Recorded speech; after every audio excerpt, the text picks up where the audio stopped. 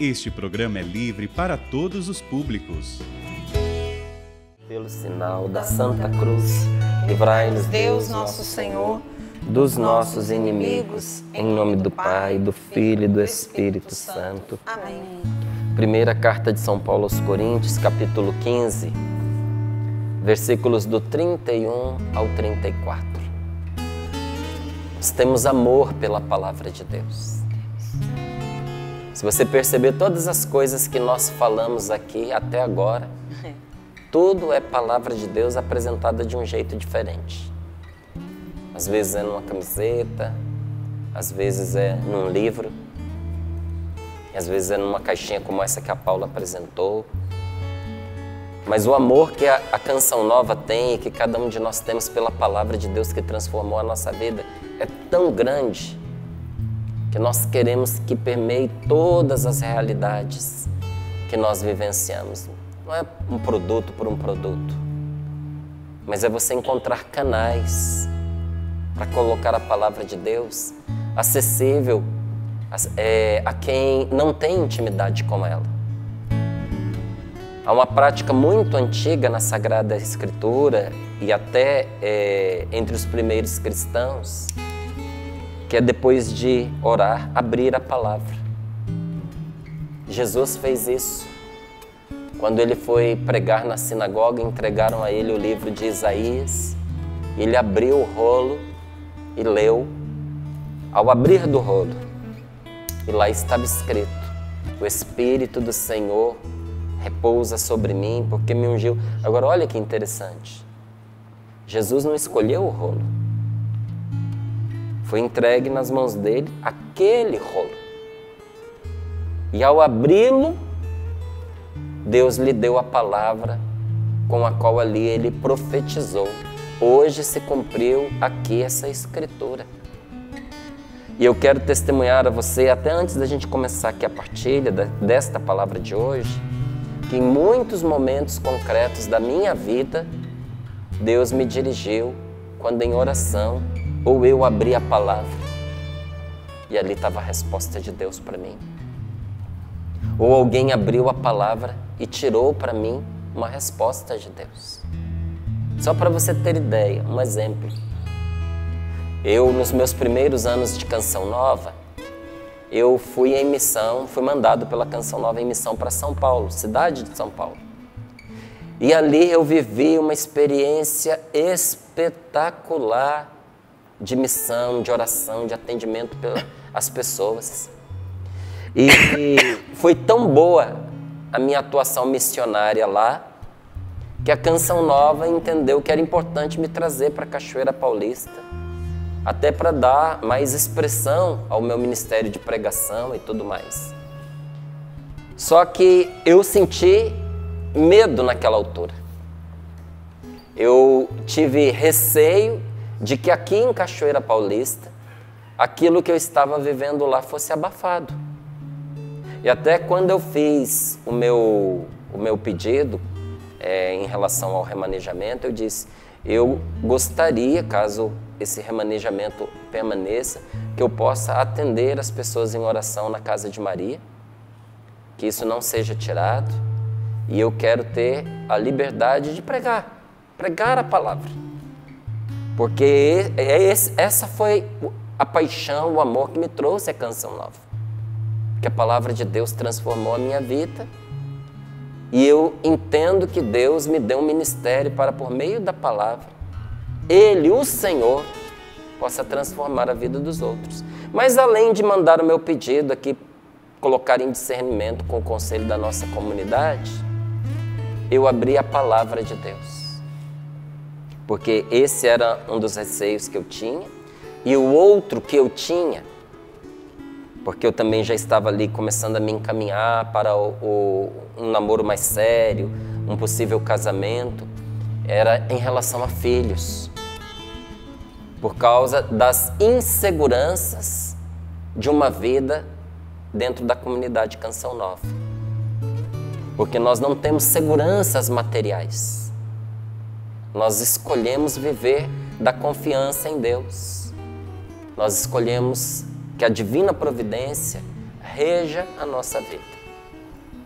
Tanto que se nós dependêssemos de salário, no tempo da pandemia, as pessoas tinham ido embora da Canção Nova. Porque faltou assim, muita coisa, mas não faltou o necessário. Porque de um jeito ou de outro, Deus ia provendo, ajudando nas nossas várias necessidades. E quando eu tirei a palavra, abri a palavra, gente, não podia ser mais concreto. Eu perguntava a Deus, Senhor, e se eu tiver filhos? A palavra dizia, eu mesmo educarei os seus filhos. Eles estarão em minhas mãos e sou eu quem cuidarei deles. Naquela hora eu fechei a Bíblia e disse, posso seguir com tranquilidade porque o Senhor é por mim. Por isso que eu disse a você, não funciona assim, vamos abrir a Bíblia e tirar a sorte numa palavra.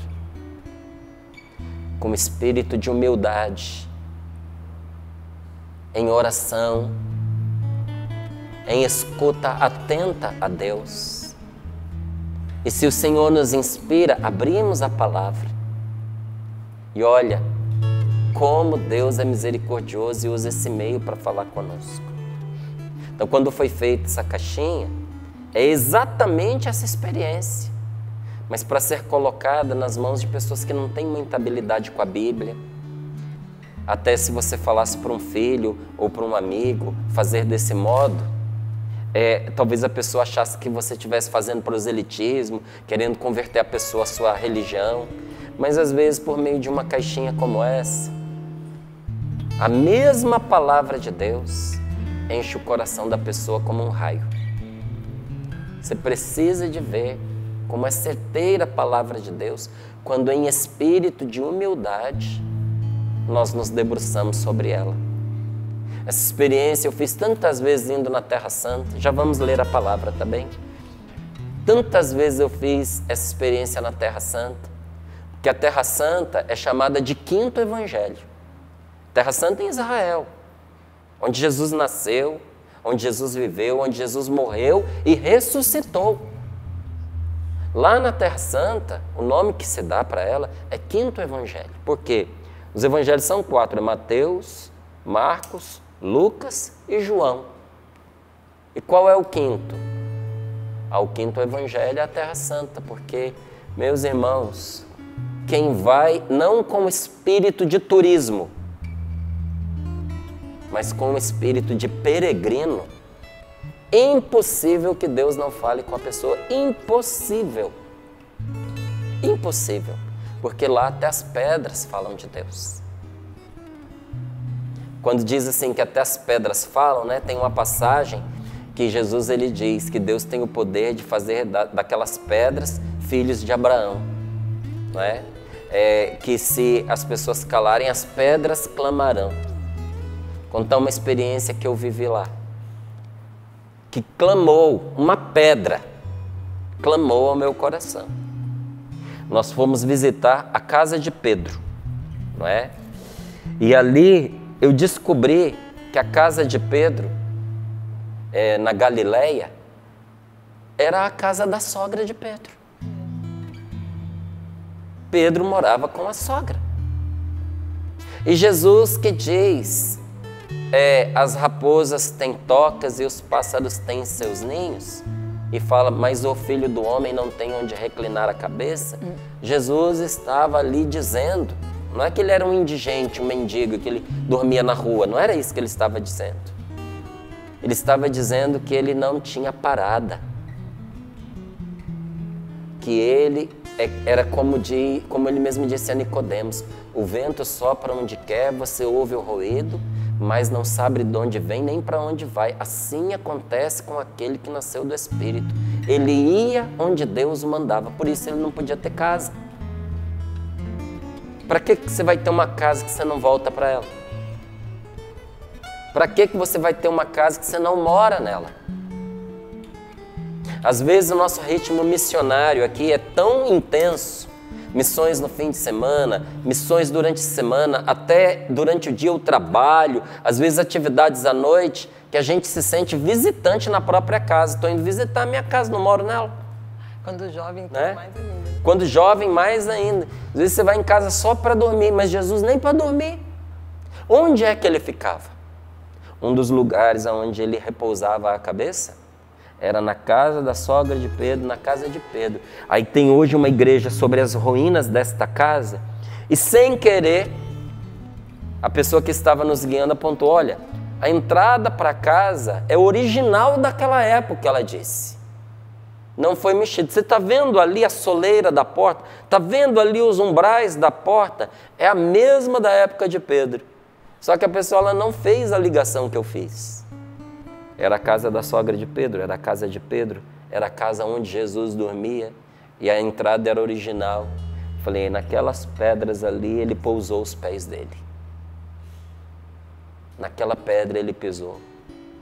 Esse lugar é santo. Gente, quantas coisas maravilhosas nós experimentamos na palavra de Deus, às vezes testemunhada através de um lugar. A Canção Nova tem amor à palavra de Deus, porque é ela quem transforma a nossa vida. Então, tudo aquilo que diz respeito a ela, diz respeito a nós, e a gente divulga, e a gente proclama, e a gente quer que as pessoas façam a experiência, porque é uma experiência que você carrega pelo resto da sua vida. A palavra de Deus, 1 Coríntios, capítulo 15, versículos do 31 ao 34. Veja o que a palavra do Senhor diz para nós nesta manhã. Veja se não é uma palavra que salva. Veja se não é uma palavra que transforma a vida. Diz assim: diariamente corro risco de vida. Tão certo, irmãos, quanto vós sois a minha glória no Cristo Jesus, nosso Senhor. Se foi por motivos humanos que em Éfeso lutei contra as feras, o que eu teria ganho com isso?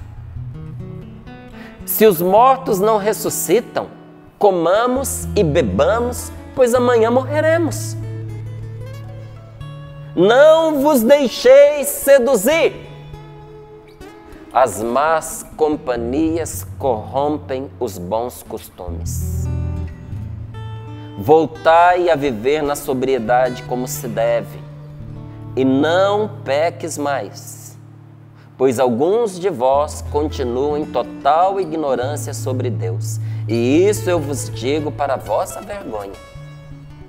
Palavra do Senhor. Graças a Deus. Graças a Deus. São Paulo dizia para aqueles que o ouviam lá em Corinto: eu corro risco de vida, na verdade é risco de morte, né? Mas a expressão é essa: minha vida está em risco, todos os dias. Corro risco de morte, diariamente. Por causa do quê? Por causa do Evangelho.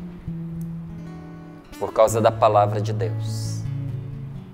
Há lugares neste mundo em que uma das poucas coisas que causa pena de morte é pregar a palavra de Deus. Esses dias eu fui até pesquisar, porque eu tinha escutado que na Indonésia, se você sair para pregar o Evangelho, você é executado. A pena é de morte. Falei, não é possível. Fui lá ver. É, sim, é.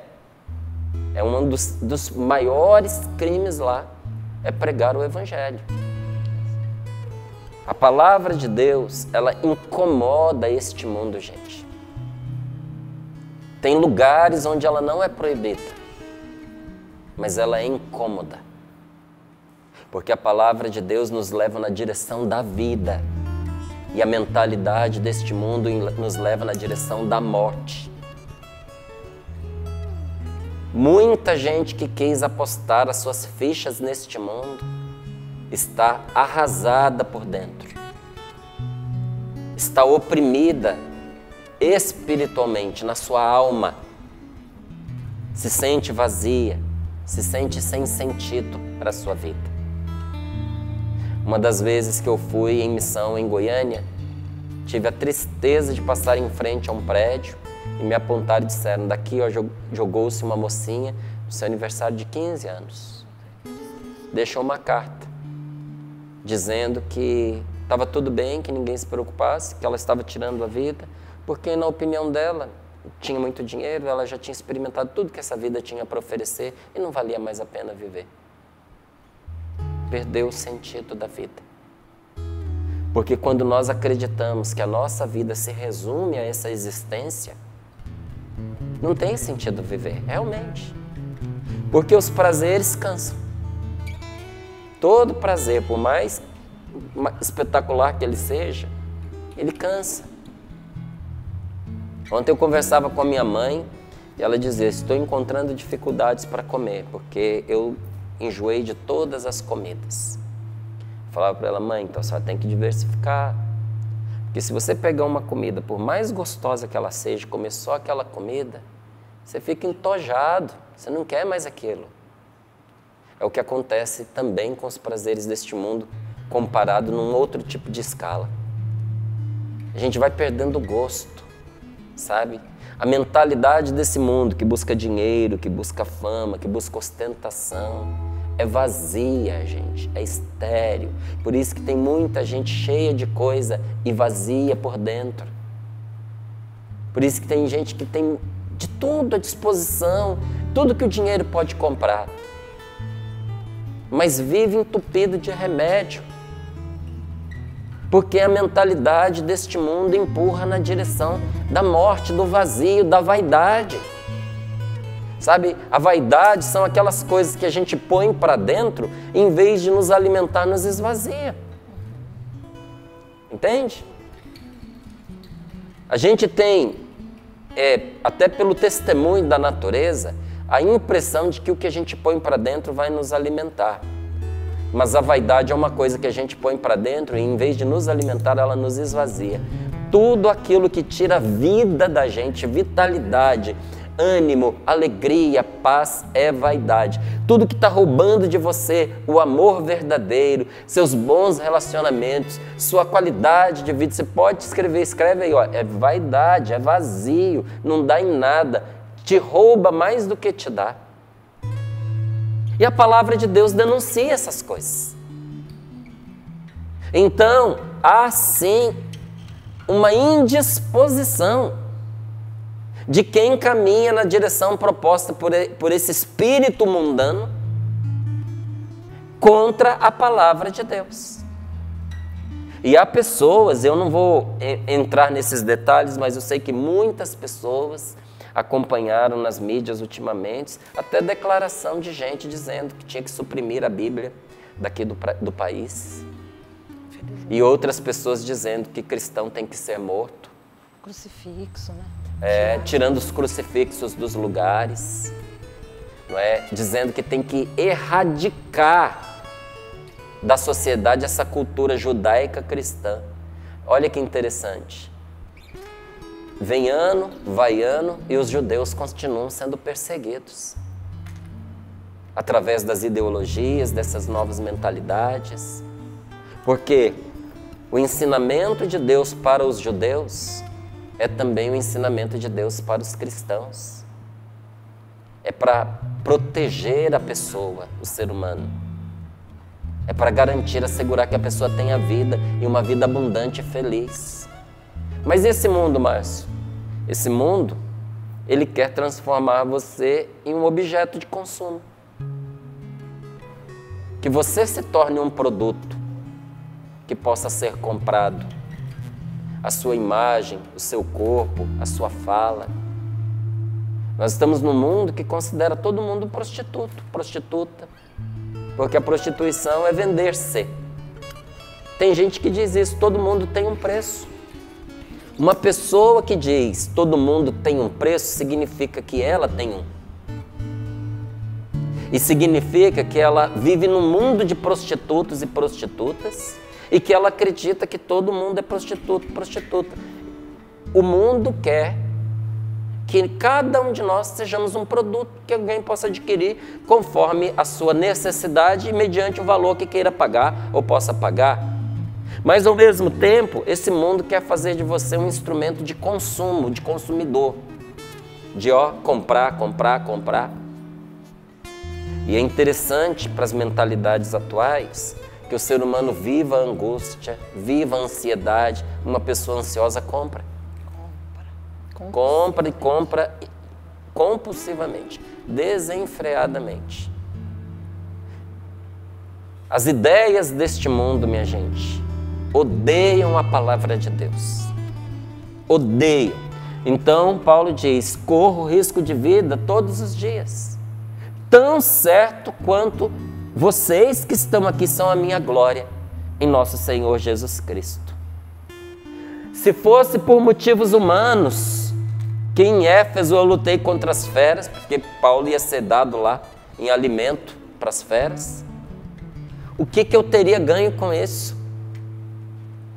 Olha o que o Paulo está perguntando, o que uma pessoa ganha colocando em risco a vida em troca de ficar pregando palavra por aí, se ela não tivesse uma esperança e uma certeza maior? Paulo está dizendo, por que nós colocamos em risco a nossa vida pelo Evangelho? Por que nós nos sujeitamos a ver pessoas se afastando de nós por causa do Evangelho? Por que nós perdemos certas companhias, falsas amizades por causa do Evangelho? Por que nós deixamos de nos envolver em certos negócios, em certos comércios por causa do Evangelho? Por que nós não entramos em certas doutrinas religiosas por causa do Evangelho? Porque nós acreditamos na ressurreição. Então nós preferimos perder essas coisas do que perder a nossa alma, do que perder a vida eterna. Se a pessoa não tem fé na ressurreição, ela não se coloca nesses riscos, não. E aí vem Paulo e diz assim, se os mortos não ressuscitam, se você não acredita na ressurreição, então, meu filho, vai comer, vai beber e vai fazer o que você quer, porque se você vai morrer mesmo. Se você vai morrer de qualquer jeito, que diferença faz você morrer com uma overdose, você morrer na frente de um carro, você morrer porque se atirou de um prédio, você morrer velho? Que diferença faz se tudo termina desse modo? Então, com a morte, cessam as dores, cessam os sofrimentos. Essa é a ilusão que arrasta as pessoas para o suicídio. É a pessoa acreditar que a morte é o fim. A morte não é o fim. A morte não é o fim. Nós vamos ressuscitar. Nós vamos ressuscitar. E aí, Paulo diz aqui, por que muitos de vocês estão se desviando, deixando de acreditar na ressurreição e tocando a vida igual todo mundo? Vivendo como gente que não tem fé, vivendo como gente que não tem Cristo no coração, vivendo porcamente, como um pagão, como um ímpio, se permitindo todo tipo de erro contra si mesmo e contra os outros. Sabe por que vocês estão indo por aí? Por causa das más companhias que vocês estão frequentando. E aí ele diz, más companhias corrompem os bons costumes. Teve muita gente que saiu da Canção Nova por causa das más companhias. Começou a frequentar não pessoas más, mas pessoas que favoreciam um tipo de vida que se contrapunha ao da Canção Nova. A pessoa foi ficando seduzida, foi ficando seduzida, foi ficando seduzida, saiu. Aí depois você vai acompanhando as histórias e vai vendo. A pessoa saiu, às vezes nem conseguiu aquilo que ela queria, ou conseguiu, mas não se realiza. E às vezes até confessa, foi o pior erro que eu cometi na minha vida. Por quê? Porque a Canção Nova é o melhor lugar do mundo? Não, mas para aquela pessoa, a Canção Nova era a vontade de Deus. E o melhor lugar do mundo para nós é onde Deus nos quer, na nossa família, no nosso trabalho, na nossa empresa, ou dentro de uma comunidade, ou sendo um padre, ou sendo um religioso, uma religiosa. Onde Deus te quer, meu amigo, ali é lugar de vida, é lugar de felicidade. Então, São Paulo diz, as más companhias corrompem. Você tem que ter inteligência e aprender a escolher suas companhias. Eu tenho meu coração aberto para todos, mas eu não frequento todos. Não frequento. Tenho o coração aberto porque todos são meus irmãos. O achado e o perdido também. Aquele que se encontrou em Jesus e aquele que caminha na escuridão. Não é porque é um perdido que deixa de ser meu irmão. Mas isso não significa que eu tenho que andar com ele nos lugares por onde ele anda. E também não significa que eu tenho que frequentá-lo. E nem que eu sou obrigado a deixar que ele me frequente, se ele está com aquela mentalidade errada. O que vai acontecer, gente, com um homem se ele frequenta um grupo de pessoas promíscuas? Uma hora ele não está bem, surge a oportunidade e ele ingressa na promiscuidade. O que acontece com uma mulher que frequenta um grupo de amigas que tem um tipo de mentalidade errada? Vai começar a pensar errado depois de um tempo. No começo talvez não, mas com o tempo as más companhias corrompem os bons costumes. Então olha a ordem de Paulo, que é na verdade de Deus. Voltai a viver na sobriedade. Seja simples. Ponha seus pés no chão.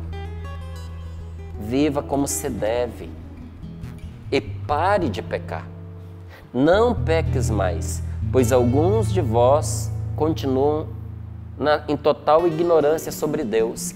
O que é essa total ignorância sobre Deus? A ignorância sobre a ressurreição. Porque tinha companhia que estava desviando dessa ideia. Olha, todos nós precisamos de alimento para viver, certo? E o grupo que você frequenta dá para você comer aquilo que o grupo tem. Porque a pessoa não vive só de pão. Tem um alimento que é afetivo, tem um alimento que é espiritual, que também alimenta a vida da gente. O ser humano precisa de água e de pão para crescer. Morrerá se ele não comer. Não tem jeito. É preciso se alimentar. E para crescer espiritualmente, precisa de sol, precisa de água, precisa de ar, precisa de terra, como uma planta. Precisa dos meios necessários para crescer como pessoa, para crescer espiritualmente. Para você crescer espiritualmente, você precisa de um chão. Você precisa do ar do Espírito, você precisa do sol que é Deus, você precisa da água viva da graça de Deus para você crescer espiritualmente. E essa terra, não é, na qual a semente é plantada, é a nossa família. A terra representa a nossa família. É o meio de vida, é o lugar onde a planta nasceu, onde ela se enraiza, onde ela cresce, onde ela dá frutos e onde ela morre para que outros vivam. A sua casa, a sua família é o lugar onde Deus te plantou para você ali nascer, para você se enraizar, para você crescer, para você dar frutos. Mas minha família é uma família doente, então vamos pedir a Deus para curar a sua família. E que você seja esse instrumento de cura para a sua família. Mas Deus não nos deu só a família de sangue, gente. Deus nos deu uma família espiritual, nos deu uma família na fé, que muitas vezes nos vale mais do que a família de sangue. Porque eu já vi situações em que a família sanguínea, consanguínea, abandonou a pessoa. Mas os amigos acudiram. Eu já vi muita família atrapalhada que maltratava os membros de sua casa, mas que a pessoa encontrou solidariedade, amor, amparo, sabe, alguém que lhe criou oportunidades, às vezes ajudou até também materialmente, com dinheiro, com remédio, levando no hospital, na família da fé. Por isso eu tenho muita dó daquelas pessoas, muito dó daquelas pessoas que, justificando-se nos defeitos das pessoas que frequentam a igreja, não vão à igreja. Eu também tenho dó. Tenho muito dó. Porque foi na igreja que eu encontrei as minhas amizades verdadeiras.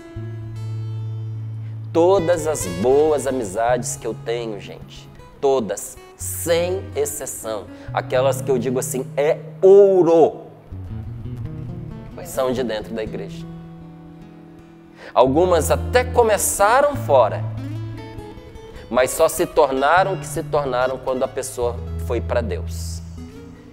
Eu tive conhecidos, Eu tenho hoje um amigo que para mim é como um irmão, o Leandro, no Rio de Janeiro. Que antes de ser meu amigo, ele foi meu colega. Ele estava comigo na aeronáutica, ficamos lá 4 anos juntos. Depois eu saí para entrar na Canção Nova, ele continuou a sua caminhada. E ali nós nos encontrávamos, nós conversávamos. Com certeza, se ele tivesse continuado naquele ritmo, se eu fosse para o Rio de Janeiro, ligasse, avisasse que eu estava indo, ele ia me receber. Mas nós só nos tornamos amigos e irmãos depois que ele fez uma experiência com Deus. E eu estou dizendo, não é porque eu recusava, eu discriminava, eu rejeitava. Não foi não. É que houve uma abertura e uma transformação na vida dele tal, que gerou uma identidade de alma, porque a afinidade já existia. Não confunda afinidade com amizade. A gente se afina com muita gente, inclusive com gente que está num caminho que não presta. A gente encontra afinidade. A amizade só existe entre pessoas que estão trilhando um caminho bom. Pessoas que estão aliadas num caminho mau são comparsas, não são amigos. Entende? Então, ali há uma família para nós na fé. Você que se sente só, não é? Eu não tenho nenhuma, agora eu não tenho dó, não tenho nenhum dó de pessoa que vem falar para mim assim, eu me sinto só, eu estou abandonado, ninguém cuida de mim. E eu digo para a pessoa assim, procure um grupo de oração. Não merece, ficar sozinho. Entende? A pessoa não bebe o remédio, quer se curar. Meu amigo, quando Deus criou a igreja, não criou pensando nele. Criou pensando em nós. No grupo de oração você vai encontrar muita gente atrapalhada, como eu e você somos. Mas você vai encontrar muita gente boa. Vai encontrar muita gente santa. É igual um garimpo. Quando você vai para um garimpo, a pessoa vira para você e diz assim, aqui tem ouro. Aí você olha, uma infinidade a perder de vista. Começa. Não é você sentar numa pedra, ficar rezando que uma pepita de ouro vai pular no seu colo. Vai garimpar, vagabundo. Pega a sua peneirinha e vai lá, vai cavar. Entende? Vai fazer lá peneira. Um grupo de oração é igualzinho. Você tem que ter paciência, você tem que garimpar as amizades. Dentro da igreja também. Tem que trabalhar junto, né? Porque, gente, em todo lugar tem a sua cota de falsários. Toda profissão tem. Toda ela, sem exceção. Dentro da igreja também. Dentro da igreja também tem falsários. Pessoas que estão ali, mas não são dali. Que vão por curiosidade, que vão com más intenções, querem se aproveitar de pessoas que têm bom coração, que são generosas, que às vezes querem ir para poder se envolver em relacionamentos fáceis. Mas vão lá. Então, prudência e caldo de galinha nunca fez mal para ninguém. Tem que ter prudência, mas tem que garimpar, porque ali tem ouro. Então eu lhe digo, esta família é o meio de vida, a família consanguínea e a família de fé. É o meio de vida, o lugar onde a planta nasceu, onde ela se enraiza, onde ela cresce, onde ela dá frutos e onde ela morre para que os outros vivam. Depois que eu entrei para os grupos de oração e entrei para a Canção Nova, a vida é um constante morrer para os outros viverem. Porque tempo é vida. Entrar para uma comunidade é o tempo inteiro dar o seu tempo para os outros. Não volta. Você dá o tempo para os seus irmãos, você dá o tempo para o programa, você dá o tempo para o trabalho, você dá o tempo para as pessoas que te encontram pelo caminho. Você está andando na rua, alguém te encontra e diz assim, eu conheço você lá do Sorrindo para a Vida, e ali você dá o seu tempo para ela, você vai se dando. E não é só o tempo. Você dá a sua paciência, você dá o seu acolhimento, você dá o seu colo, você dá o seu ouvido, você enfia a mão no bolso e você partilha do que tem. É um constantemente morrer para que os outros vivam. Esses dias o meu filho, preocupado, porque, querendo ou não, tem gastos com eles que são maiores. E quando ele viu que a gente ia precisar ter um gasto com ele, ele sabendo de todo o aperto que nós estamos vivendo, ele disse, não, pai, mas... Falei, meu filho, você não está se dedicando, não está assumindo com responsabilidade e compromisso o seu caminho? Então, meu filho, nós estamos aqui para te apoiar. Nós vamos perder em algumas coisas, mas nós queremos ganhar aqui com você. Então, eu e a sua mãe fazemos com a maior alegria. Ah, mas vai tirar coisas que são importantes. Não tem problema. Porque nada é mais importante para nós do que você, do que o seu irmão, na caminhada que vocês estão fazendo. E aí o pai e a mãe morrem para que o filho viva. A esposa morre para que o esposo viva. Até não ir para a missa. Um momento eu pedi a Rose que eu queria ir na missa em tal hora, porque depois ia ficar complicado. E eu vi que eu desconstruí toda a rotina dela, tudo que ela tinha pensado, que o que eu pedi ia dar muito mais trabalho para ela, tanto foi que eu retrocedi. Eu falei, não, meu amor, veja bem como você vai fazer, eu estou com você. Daqui a pouco ela disse, vamos lá na missa. Quando terminou a missa, eu abracei, a beijei e disse, muito obrigado por ter se esforçado para vir aqui comigo nesse momento. Até numa coisa simples assim, mas importante. É você morrer para que o outro possa viver. Jesus, ele disse na parábola do semeador que nós podemos acolher com alegria a palavra de Deus, a palavra do reino dos céus, a palavra da vida. Porque você já viu, quando a gente ouve a palavra de Deus pregada na verdade, que ela produz leveza, ela dá alegria para nós. Eu gosto muito de ouvir as pregações do Padre Léo e ver, inclusive, porque ali você percebia também os frutos daquela pregação na vida das pessoas. E você via quanta gente acolher, porque o Padre Léo era muito engraçado. Então você via a pessoa rindo, feliz, naquele momento em que a palavra de Deus lhe era pregada. E olha, nós podemos acolher com alegria a palavra do reino, que o Senhor vem reinar sobre nós. Mas depois de algum tempo essa palavra, ela pode ser abafada pelas tribulações, pelas dificuldades, pelas preocupações do mundo e pela sedução das riquezas. Porque eu e você, nós somos feitos de contradições. O ser humano, ele é tecido de contradições. Uma parte é atraída pela luz, para Deus, por Deus, e quer ajudar as outras pessoas. A outra parte, sabe o que quer? Quer o gozo, quer possuir as coisas, quer possuir as pessoas, quer dominar sobre os outros, quer sucesso a qualquer custo, quer ver-se cercada e aprovada pelos amigos. A outra parte quer ver os amigos em volta dela, o mundo gira em volta dela, aplaudindo. E se não for assim, a pessoa corre risco de ficar triste, depressiva, ficar agressiva. É assim ou não é? Como eu estou lhe dizendo.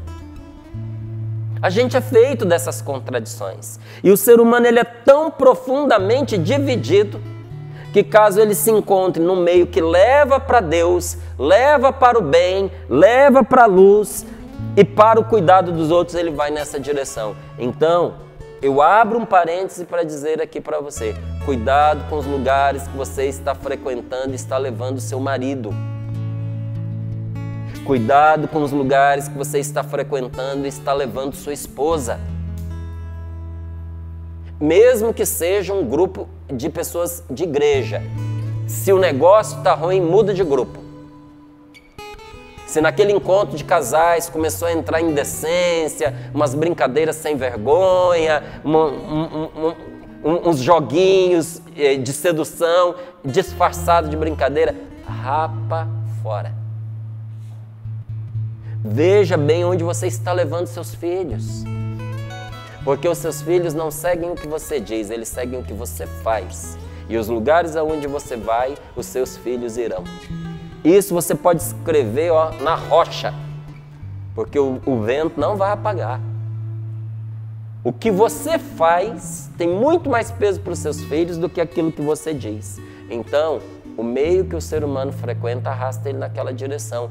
Preste atenção nos grupos que os seus filhos estão frequentando, na rua da sua casa, na escola, nas festinhas que eles vão, nas salas de conversa que tem vários nomes, o WhatsApp é só um deles. Preste atenção em o que eles estão frequentando, porque na direção que vai o grupo é a direção que seu filho vai. Mas se a pessoa estiver num ambiente que ridiculariza as realidades espirituais e estimula o desejo de poder, é isso que a pessoa vai incorporar. Portanto, cuidado com os meios, cuidado com as más companhias. Enquanto o ser humano não determinar suas motivações profundas, enquanto não escolher seus amigos, me permite fazer esse parênteses mais uma vez? Escolha os seus amigos. Parente você não escolhe, amigo você escolhe. Parente você não escolhe, mas a sua comunidade cristã você escolhe. Eu sei que tem aquela distribuição territorial para paróquia. Ah, você mora em tal lugar, então você pertence a tal paróquia. É só uma questão de organização. Você pertence à paróquia onde está seu coração. Só fica firme lá. Se você quiser ir em outra cidade, vai. Mas põe ali suas raízes e cresce com aquele grupo. Não fica pulando de galho em galho, senão você não vai crescer. Escolha os seus irmãos na fé. Escolha os seus amigos. Escolha o lugar de seu crescimento. Ou você corre risco de ser, como na expressão popular se diz, uma pepa avoada. Você sabe o que é uma pepa avoada? Uma pessoa fraca. Uma pessoa sem consciência, uma pessoa influenciável. A família é o retrato das pessoas que fazem parte dela. Numa família há muita força que nasce da esperança. Por que uma pessoa fica numa família? Porque ela tem esperança. Porque a família dá esperança para ela, mas também dentro de uma família, como dentro de uma comunidade como a Canção Nova, existe muita fadiga. Existe muita busca de acomodação, de segurança. Tem gente que não casa, tem gente que não arruma trabalho para poder ficar na aba do pai e da mãe. É tão gostoso você nunca sair do ninho, não é verdade? Só que também não vai crescer. Olha, há muito medo de se arriscar dentro das famílias, de avançar, de evoluir para uma maturidade de amor maior, de assumir responsabilidades. Às vezes, dentro da nossa própria casa, nós temos medo de ser sufocados dentro dela e de os nossos sonhos pessoais morrerem. Essa é uma tentação, principalmente para os mais jovens dentro da Canção Nova. A pessoa achar que a comunidade vai anular ela. Como tem gente que vai embora da família porque acha, quer romper com a família, porque acha que a família vai anular ela. Não, amigo. Para você avançar neste caminho que nos une com quem nós amamos, no que é bom e verdadeiro, no que é justo, nós precisamos de um verdadeiro alimento para o coração. Põe as mãos sobre o seu peito. Sem esse alimento do coração, a esperança vai murchando. E aí no lugar da esperança vão surgindo as pragas, a praga da busca de prazer, para compensar a dor, a tristeza, a falta de direção, a praga da busca do conforto, ou as pragas do tédio que deprime, ou da agressividade, ou as pragas de uma vida ali, ó, fria, coração gelado, legalista, justiceiro. São esses alimentos da alma que nós precisamos buscar, que nos façam fortalecer, curar e faça a gente crescer. Que alimentos são esses? A fidelidade aos laços que nos unem. Você precisa ser fiel à sua esposa, meu irmão. Você precisa ser fiel ao seu marido. Ser fiel aos seus filhos. Ser fiel à missão que Deus deu para você. Sabe o que alimenta a gente? Parece até sem gosto, sem graça, mas é alimento para a nossa alma. Honrar as nossas responsabilidades uns com os outros. Ser fiel nas pequenas coisas, arrumar uma cama, tirar o lixo do banheiro, lavar uma louça que está na pia. Isso alimenta o amor dentro de casa. É alimento para a alma. São os momentos de encontro em volta da mesa. Família, a gente precisa voltar a se encontrar em volta da mesa, para o café da manhã, para o almoço, para o jantar. O que alimenta o coração é a amizade sincera, desinteressada. São os olhares de compreensão, de acolhimento. É o sorriso que diz para outra pessoa: eu te amo. São essas coisas que aquecem o coração. Então eu pergunto a você que está aqui, sorrindo para a vida. Você já sorriu para as pessoas dentro da sua casa hoje? São essas coisas que nos fortalecem, nos unem e nos protegem das más companhias. Mas tudo começa pela nossa escolha. Senhor, nós te pedimos, dá-nos sabedoria, Senhor, para nos unirmos hoje com aqueles que o Senhor de verdade quer, que nós formemos uma verdadeira família na fé.